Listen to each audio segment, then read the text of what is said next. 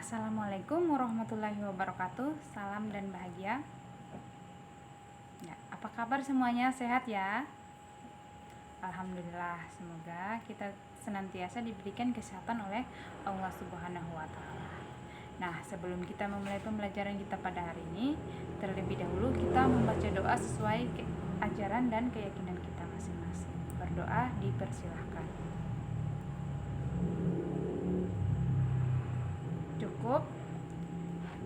Nah, pada pertemuan kali ini kita akan membahas tentang salah satu komponen elektronika, yaitu transistor.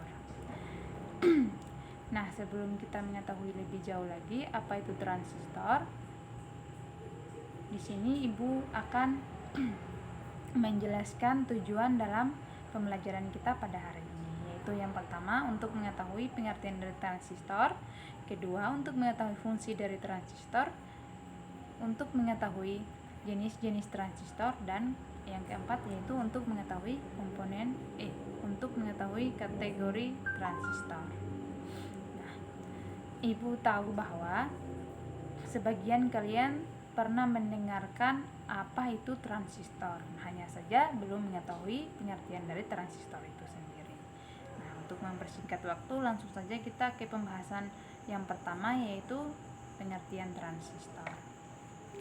Ada yang tahu apa itu transistor? Nah, betul sekali. Transistor merupakan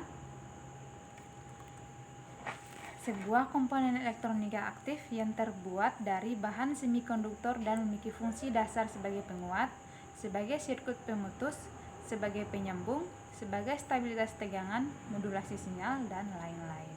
Nah, pada dasarnya transistor memiliki 3 kaki atau 3 elektroda, yaitu yang pertama basis, kolektor, dan emitor. Nah, dari ketiga kaki transistor ini memiliki fungsi tersendiri, namun tidak dapat dipisahkan satu sama lainnya. Nah, fungsi transistor juga sebagai keran listrik, yang dimana berdasarkan tegangan inputnya memungkinkan pengalihan listrik yang akurat yang berasal dari sumber listrik. Nah, dalam dunia elektronika modern, transistor merupakan komponen yang sangat penting, terutama dalam rangkaian analog karena fungsinya sebagai penguat. Nah, rangkaian analog ini terdiri dari pengeras suara, sumber listrik stabil, dan penguat sinyal radio. Tidak hanya rangkaian analog yang ada transistornya, namun rangkaian digital juga terdapat transistor yang digunakan sebagai saklar dengan kecepatan tinggi. Nah, sampai di sini ada pertanyaan mengenai resistor?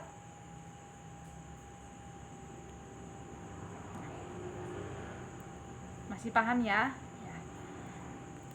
Bisa teman-teman lihat sendiri gambar dari transistor pada layar slide teman-teman. Nah, kalau tidak ada pertanyaan, lanjut saja ke materi yang berikut, yaitu tentang fungsi resistor. Nah, fungsi resistor yang pertama yaitu sebagai saklar. Nah, fungsi transistor yang pertama adalah sebagai saklar elektronik. Nah, berbeda dengan prinsip kerja saklar sederhana dan saklar elektromekanik pada relay, saklar elektron pada transistor dikontrol secara elektrik yang dapat dikondisikan tanpa adanya komponen mekanik yang bekerja. Nah, oleh karena itu, saklar dengan komponen transistor disebut dengan saklar elektronik. Nah, saklar elektronik yang menggunakan transistor memiliki beberapa kelebihan dibandingkan dengan saklar mekanik biasa atau elektromekanik. Nah, yakni kemampuan kecepatan tinggi dalam proses kondisi off maupun on. Nah, bisa teman-teman lihat sendiri gambar dari transistor sebagai saklar pada layar slide teman-teman.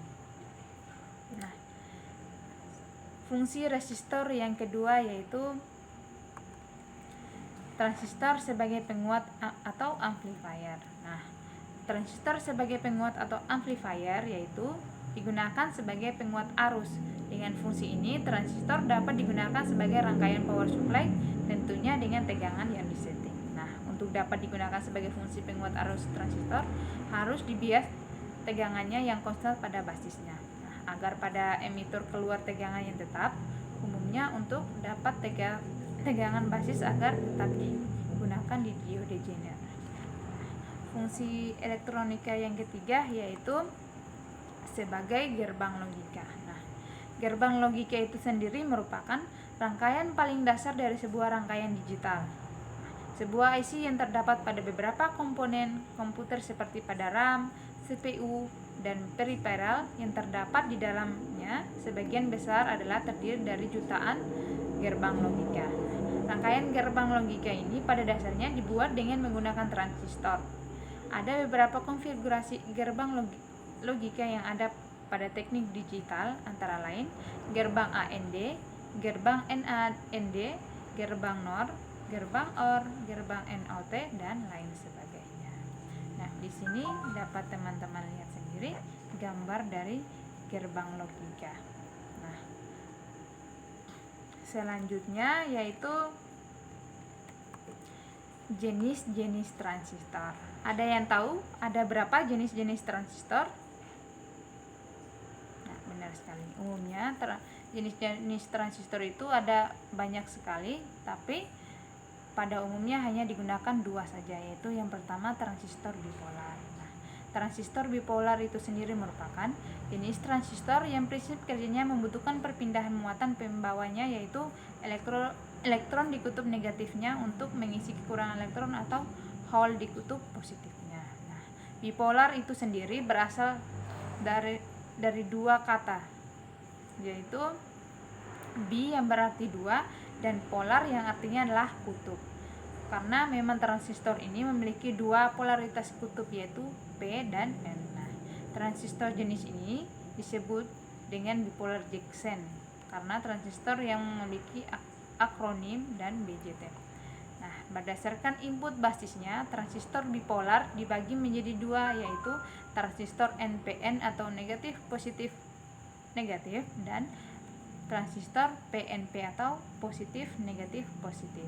Nah, yang pertama yaitu transistor NPN atau negatif positif negatif, yaitu transistor yang membutuhkan arus kecil dan tegangan positif untuk mengendalikan terminal basis atau dasar. Nah, pada transistor NPN arus dan tegangan besarnya dikendalikan mengalir dari kaki atau pin emitter menuju ke kolektor. Contohnya transistor NPN diantaranya yaitu transistor BC547, transistor 2N222, transistor C945, transistor C1815, dan lain sebagainya. Nah, transistor bipolar yang kedua yaitu transistor PNP atau positif negatif positif. Nah, transistor ini merupakan transistor yang menggunakan arus kecil dan tegangan negatif sebagai input basisnya untuk mengendalikan tegangan dan arus lebih besar yang mengalir dari kaki atau pin kolektor menuju ke kaki pin emitter. Nah, contohnya yaitu BC557, transistor 2N5401, transistor 2N3906, dan lain-lainnya. Seperti teman-teman lihat gambar dari transistor NPN dan transistor PNP pada layar slide teman-teman. Nah, sampai sini ada yang ingin ditanyakan? Nah, ya, itu merupakan jenis-jenis transistor. Nah, transistor bipolar. Nah, jenis-jenis transistor yang kedua yaitu transistor efek Medan atau FET. Nah, transistor efek Medan atau FET ini merupakan komponen semikonduktor dengan tipe unipolar karena pengoperasiannya hanya membutuhkan salah satu muatan pembawa saja. Muatan pembawa dapat berupa elektron saja ataupun hole saja. Nah, transistor FET atau transistor efek Medan hanya menggunakan tegangan listrik sebagai input bias pada terminal gate untuk mengendalikan arus dan tegangan yang lebih besar dari terminal drain atau D ke terminal source atau S. Nah, kelebihan utama dari transistor ini yaitu memiliki impedansi yang sangat tinggi dan resistansi bagian input dan outputnya dapat mencapai megaohm. Nah, jika dibandingkan dengan transistor BJT, transistor FET memiliki konsumsi daya yang rendah, temperatur kerja yang rendah, serta merupakan transistor dengan efisiensi daya yang tinggi sehingga harganya pun lebih mahal. Nah, berikut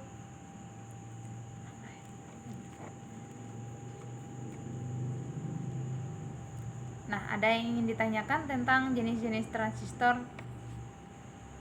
Masih paham ya? Ya, selanjutnya yaitu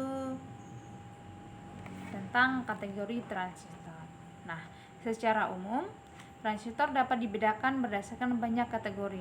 Di antaranya seperti di bawah ini, yaitu yang pertama berdasarkan tipe, di antaranya seperti UJT, BJT, JFET, IGBT, IGFET, MOSFET, HBT, VMOSFET, MISFET, HMET, MESFET, dan lain sebagainya. Kedua yaitu berdasarkan materi semikonduktor, diantaranya yaitu germanium, silikon, dan gallium arsenida. Nah, ketiga berdasarkan kemasan fisiknya, diantaranya seperti IC, through hole, metal, surface mount, through hole plastik, dan lain sebagainya. Nah, keempat yaitu kategori transistor yang keempat yaitu berdasarkan polaritas, diantaranya seperti PNP, atau positif negatif, atau P channel, dan NPN atau N channel. Nah, kelima yaitu berdasarkan maksimum kapasitas daya, diantaranya seperti low power, medium power, dan high power. Yang berikut berdasarkan maksimum frekuensi kerja, yang diantaranya low, medium, atau high frekuensi, RF transistor, microwave, dan lain sebagainya. Nah, yang terakhir yaitu berdasarkan aplikasinya, diantaranya seperti amplifier, audio, general purpose, tegangan tinggi, dan lainnya. Nah, setelah pembelajaran mengenai kategori transistor, maka pembelajaran kita pada hari ini mengenai transistor telah selesai. Nah, selanjutnya kita akan mempelajari tentang komponen elektronika lain pada minggu depan. Nah, baiklah. Apakah pembelajaran kita pada hari ini menarik? Nah, alhamdulillah. Semoga apa yang kita dapatkan pada hari ini bisa berguna untuk kita semua. Nah, jika tidak ada pertanyaan, kita cukupkan sampai di sini pertemuan kita pada hari ini. Kurang dan lebihnya Ibu mohon maaf. Assalamualaikum warahmatullahi wabarakatuh.